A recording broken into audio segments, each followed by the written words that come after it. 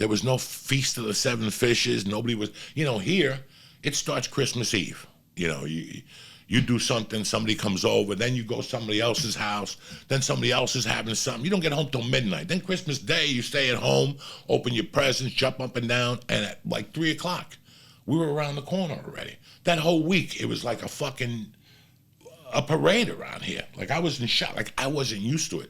Because tell them about Christmas in California. It was me, Felicia Michaels would come over. You would have more, like, I went to your house for, I think, every holiday. For the most part, it was Thanksgiving. You'd have people come over, and a couple people would stop by, but then they have 8 million parties they're going to, and it's just. There was only one person who went to parties. Everybody else stayed put. We were fucking orphans. It was me, you, right. Steve Simone. Yeah, Steve. Jerry Rocha, Felicia Michaels. One year we had Kate. Mm-hmm. She had to leave, but beside that, nobody really has nowhere to go, guys. It's not like it's a joyous fucking event. If you're a producer, maybe people invite you over hoping you're going to put them in a movie or something like that. But it sucked. It basically sucked. I still remember Rogan calling me and going, "We're moving to Austin." And I'm like, "No, I'm not." And I'm going to tell you what. It's not because I don't love Joe. It's not because I don't like Brian. It's not because I don't like fucking Texas. How much we love Austin, Texas.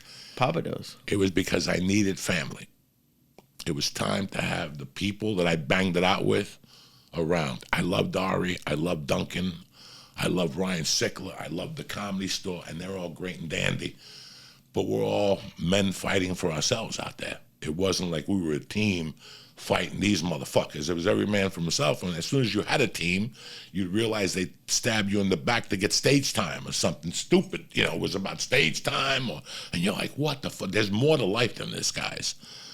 So, I don't know. It was just time to go. The holidays were killing me. Once I got the wife and the kid, it was like, what kind of holidays are these? What kind of fucking holidays are these? These people don't even say Merry Christmas to you on the street. Everybody takes off, which I don't blame them. That was, maybe in part, that was my mistake because I was so fucking, I wanted to shoot projects. Like, I always knew that the best part of the year for me was December. December 1st through December 26th, when I woke up every morning, my dick was hard because I knew there was a role. I knew I was going to come out that season with something because all these other suckers would leave. And I go, okay, watch these motherfuckers that leave. These are the same people that tell you nothing's happening for them. And I'd say to them, guys, stay here now. Because you know how many fucking things I booked on the 20th? I remember I shot a fucking NFL commercial on Christmas Eve. Gee, and no one else was there. No one else was there. And by being there, the guy goes, hey, we're going to shoot another commercial, and then another commercial. We need an actor for that one. Stick around for the block. So I shot 2 NFL commercials. There were shitty commercials because there were NFL promos, and I got 306 for them. So I made 212, 306. I made 612 for the fucking day. But at least I made $612 on Easter. But I would sell my Christmases for those stupid roles. Like I wanted to book shit. I wanted my January to be busy. Right.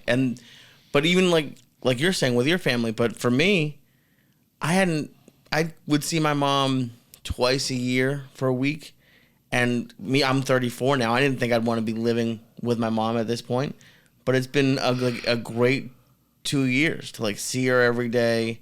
And I told you that, didn't I? Yeah. Oh, yeah. You always said go back living home. with mom when you're a little lost, when the shit gets dangerous, you go back to your basement. I don't go, oh, your bedroom's now a study. I don't give a fuck, Mom. Yeah. I'll sleep next to the water heater. I don't give a Frenchman's fuck downstairs. Just to smell that smell. Mm-hmm. And it brings you back. It brings you, for me, I just wanted to, I don't know. I just wanted to get back. I wanted to get my life back to normal, Lee. That was basically the fuck it, Or whatever version of normal. Well, normal. And the normal that I like is what I'm doing right now. This is the most that I want to do. AC/DC got a song about whatever, and it's, I love the lyrics, I know I ain't doing much. Doing nothing means a lot to me. I mean, look. Doing nothing means a lot to me because I have not stopped.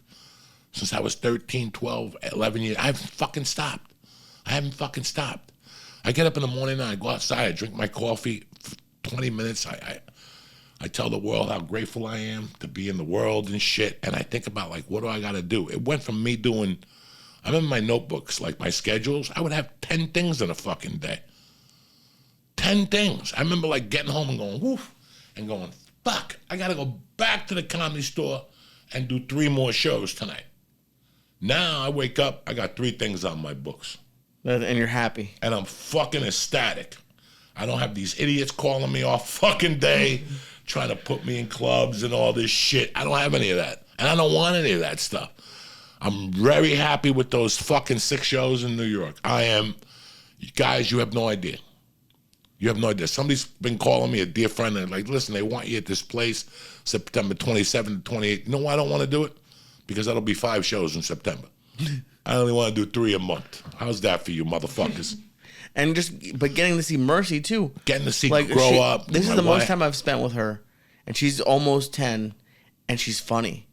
Like she's funny. Like she's turning into a perfect mixture of both of you. We were out last night, and I was joking with her about the weather, and she goes, "It was what it was." Like that's what they should say at the end of the newscast. What's the weather? It was what it was. The day's over. Why does it matter? And I'm like, you're 9 years old. Doug, we hang out with a black couple that I love to death. They're interracial, and they're great people. The dude is black, and I love him to death. Whenever Mercy sees him, she goes, "What's up, homie?" And my heart stops. My heart stops. She calls everybody else by their first name, but for some reason, she calls his brother. She goes, "What up, homie?" And I fucking just shake my head. I'm like, oh, well, this is not going to work out. But I'm used to it. No, that was another thing, Lee. The biggest problem I had with LA towards the end was, how can I raise my daughter in this fucking city? Yeah. How can I raise my daughter in this city where, you know, I love when people judge LA and they've never been there. They don't just know. They just don't know. And they'll sit in their fucking newspaper article at the New York Times or the New York Post or whatever the fuck they do. And they sit there because the rules change when you're in LA. The rules change. You know, the other night I was watching, anybody see this, the thing about Woodstock? The 99? Yeah. Yeah, didn't we just have that on? Was that here? Yeah, we just had that. Okay. Did you watch it? Oh my God, those episodes. No, there was one a couple months ago. 3 episodes. It's on Netflix. It's 99. I'm going to tell you what I saw. Episode 1, I saw a lot of naked women. Mm-hmm. I saw a lot of people are naked, a lot of naked women.